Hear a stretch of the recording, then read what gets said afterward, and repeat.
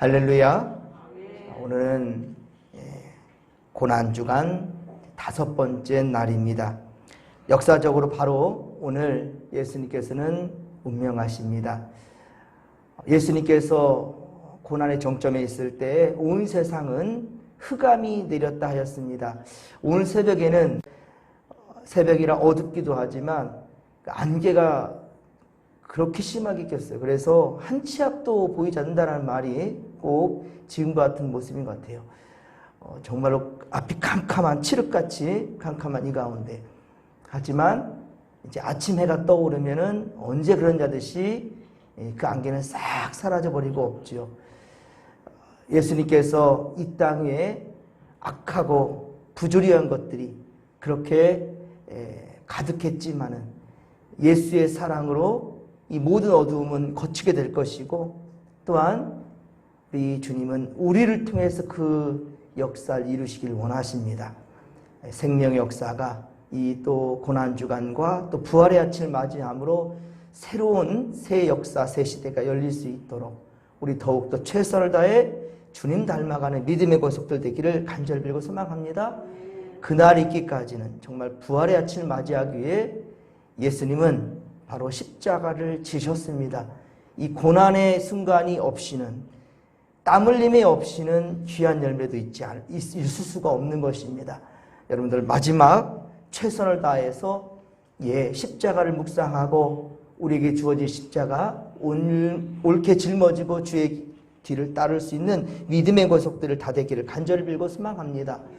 자, 오늘 예수님의 십자가 사건을 시간에 따라서 우리 나이를 본다 한다면, 예수님은 오늘 이 새벽부터 안나스, 가야바, 빌라도, 헤롯, 그리고 다시 빌라도까지 5번에 걸쳐서 이 순식간에, 이 새벽 시간에 그러한 신문을 당하고 고초를 당하십니다. 그리고 9시에 십자가에 달리셨습니다. 그리고 정오, 바로 12시에 세상에는 어둠이 내렸고요. 오후 3시에 예수님은 숨을 거두시게 됩니다. 오늘 보면 요한복음 19장 23에서 24절에 보면 로마의 군인들은 예수님의 겉옷을 4조각으로 찢어 나눠 가지게 됩니다. 그리고 속옷은 제비 뽑아서 그렇게 가졌다고 하였는데, 이것은 정말 철저하게 예언된 바로 구약의 말씀을 다 응하게 하기 위함이고요. 이렇게 이 가운데 놀림과 멸시와 천대를 주님은 그렇게 다 당하셨습니다. 오늘 보면 25에서 26절에 보면 예수님이 십자가에 달려 고통당하는 그 시간에 군인들 외에 모친 마리아를 비롯한 여인 4명과 그리고 그의 사랑하는 제자라고 하였는데 바로 사도 요한을 가리킵니다. 그리고 예수님 곁을 이렇게 이들이 지켰습니다. 그리고 예수님은 모친 마리아에게 제자 요한을 가리키면서 말씀하십니다. 보소서 아들이니이다. 보소서 아들이니이다. 마지막 인사를 하셨으며, 또한 제자 요한에게 보라 내 어머니라 이렇게 말함으로 어머니 마리아를 요한에게 그렇게 부탁하는 말씀을 하시죠. 그렇습니다. 예수님은 비록 잠시 육신을 빌려 이 땅에 오셨지만은 육신의 부모를 그렇게 끝까지 공경하시는 모습을 보여주십니다. 극심한 고통을 받으며 죽어가는 상황에서도 육신의 어머니 바로 마리아를 끝까지 위하시는 바로 주님의 마음이에요. 우리에게 효의 중요성을 이렇게 몸소 실천해 보여주고 있는 것입니다. 이것이 인간적인 관계에도 온전히 이루고자 하신 바로 주님의 마음이었던 것입니다. 물론 십자가 아래에서 주님의 부탁을 받은 바로 사도 요한은 왜 걱정이 없었겠습니까? 그가 오래전부터 친분을 맺고 있었던 유대인들, 예수님의 제자들 중에, 그 공동체 중에 유일하게 바로 유대 지도자들과 친분을 맺었던 사람은 바로 사도 요한이었습니다. 특히 대제사장들과 같은 이 종교 지도자들이 예수를 향한 증오와 분노를 가지고 있다는 것 누구보다 잘 알고 있습니다. 그리고 무엇보다 그들의 의도적인 계략과 모함 때문에 스승이신 예수님은 십자가 처형을 받은 것을 요한도 모를 리가 없지요. 그러므로 대제사장들의 이 눈에 가시였던 바로 예수님의 어머니를 모신다라는 것은, 예수를 죽였는데 그 어머니를 바로 어느 누구든지 봉양을 한다, 모신다, 이것은 분명 또한 공격의 대상이 되고 말 것입니다. 이제까지 친분을 맺어온 대제사장들과의 그 관계를 단절하겠다라는 그 뜻이 되는 거죠. 바로 사도 요한에게는. 그리고 십자가에 달려 죽어가는 예수님처럼 요한 자신도 유대인들의 이제 표적이 되어버릴 것이고, 생존과 생명을 위협받게 될 수 있다는 그 두려움도 사도 요한에게 있었을 것입니다.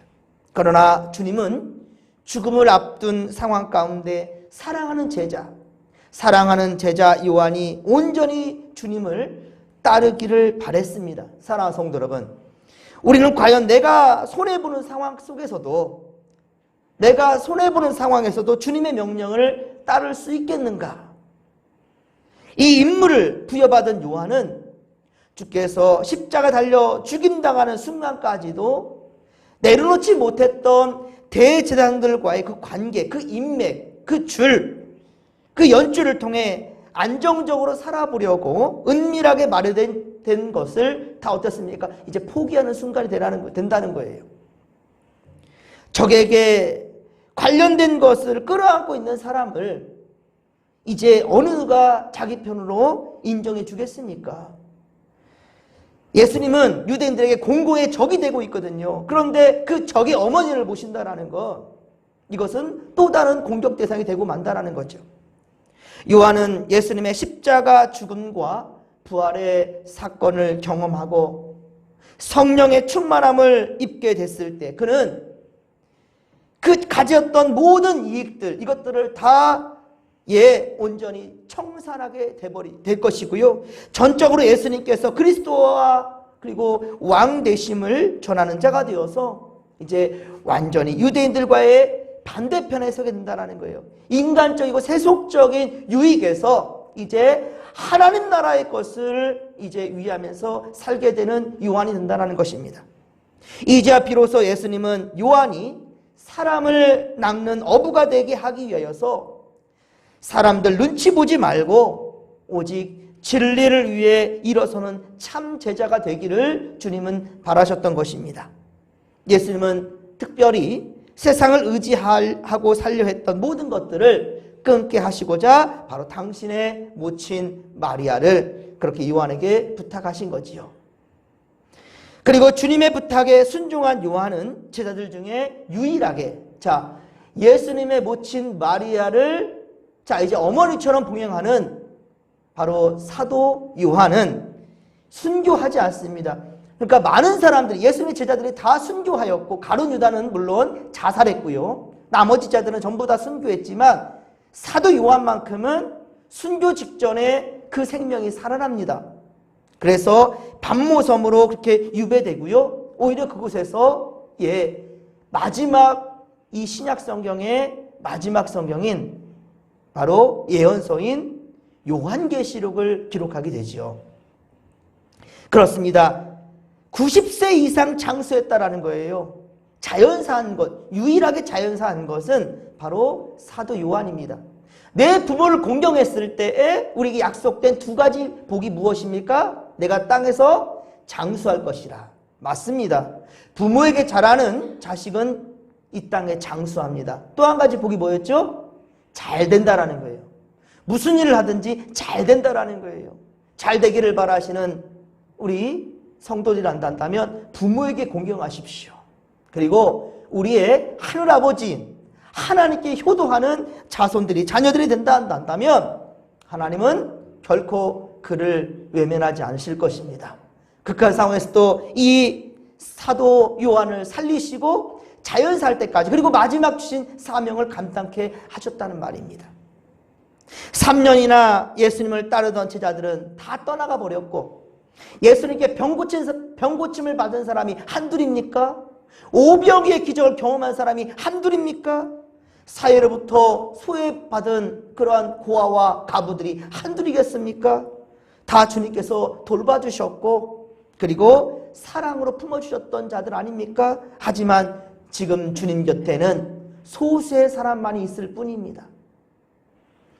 그러나 적은 무리의 여인들과 12명의 제자 중에 유일하게 사도 요한만이 지금 주님의 곁을 지키고 있어요. 하지만 주님은 오늘 무슨 말씀을 하십니까? 30절에 보면 다 이루었다. 사실 이룬 게 뭐가 있습니까? 실패자지요. 십자가에 매달려 죽어주셨지 않습니까? 죽으셨어요. 많은 사람들은 예수님을 배반했습니다. 등 돌렸어요. 그렇게 예수님이 사랑하고 또 수속제자로 삼았던 베드로는 예수님을 3번이나 부인하고 도망가 버렸어요. 그 공동체 무리에서 돈꾀를 맡은 자, 회계를 맡겼던 가룟 유다는 오히려 예수님을 팔아먹어 버렸어요. 여러분, 이런 상황 가운데 참으로 예수님은 외롭고도 고통스러운 순간이었겠지만 그러나 주님은 다 이루었다. 다 이루었다라고 말씀하시면서 운명하셨다라는 거예요. 성령님이 임하실 때 무지한 자들은 다 깨어나게 될 것이고요. 맞습니다. 성령이 임하실 때에 지자들은 다 변하게 되었습니다. 비겁한 자에서 용기 있는 자들이 되었습니다. 나머지 제자들 전부 다 순교하게 됩니다.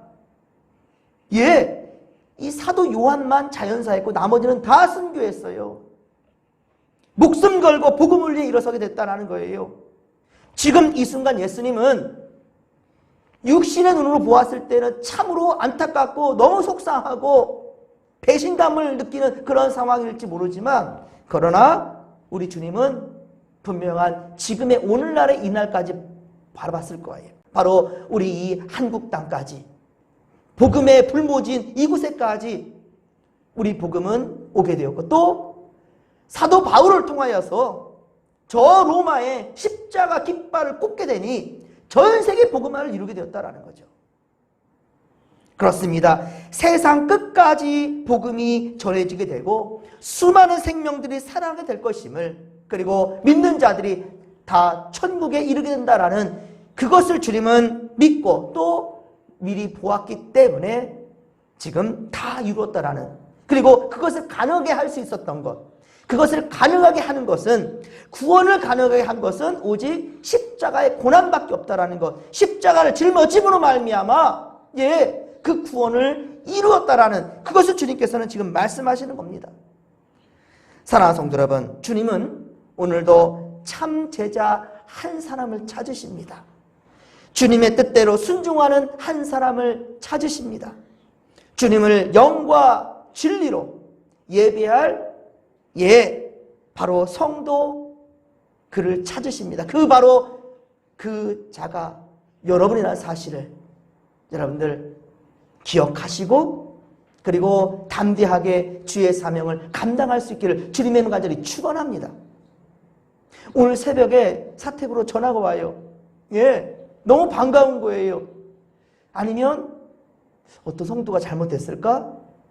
두려움과 기쁨이 교차하는 순간이었습니다. 이 새벽에 전화 온다라는 것은 사택으로 이 새벽에 둘 중에 하나지요. 기쁜 소식 아니면 성도 중에 한 분이 잘못되지 않았을까? 큰일을 당하지 않았을까? 이런 두려움과 걱정 가운데 수화기를 우리 아내가 들었는데 안기가 너무 심해가지고 교회 가고 싶은데 운전하기가 두려우니 와달라. 정말 기뻤습니다. 이런 전화는 새벽 1시도 좋습니다. 여러분, 하나님께서 기뻐하시는 그런 자의 모습을 우리가 다 알고 있어요. 하지만 행함이 없는 그러한 연약한 모습, 이거 안 된다라는 거예요. 여러분, 이번 고난중환을 통하여서 우리가 우리의 믿음이 한 보 더 증보할 수 있기를 간절히 빌고 소망합니다. 좀 더 성장했으면 좋겠습니다. 그러기를 바랍니다. 그렇습니다. 주님의 다 이루신 구원의 현장 가운데 바로 여러분들이 함께 있기를 일어나 나와 함께 가자. 주님이 겟세마네 동산에서 기도하시고 제자들에게 부탁하셨던 그 부탁을 순종했던 것은 사도 요한밖에 없었습니다. 여러분, 그러지만 그를 통하여서 하나님은 다 이루시는 역사를 기대하셨습니다.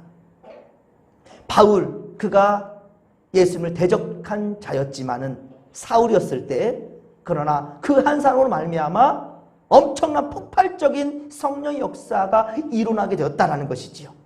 여러분, 오늘 분명히 주님, 하나님은 바로 여러분들에게 관심을 갖고 계시고요. 그리고 우리를 통하여서 하나님의 선한 역사, 생명 살리는 역사를 이루시기를 원하십니다. 주님이 다 이루신 그 주님의 역사 현장 가운데 우리 모두가 있기를 주님의 간절히 축원합니다. 축원합니다. 이 시간도 주님 기뻐하시는 참다운 제자가 되겠나이다. 이런 고백 가지고 주여 삼창 부르며 기도하며 나갑니다. 주여, 주여, 주여. 살아계신 하나님 아버지, 고맙고 감사를 드립니다.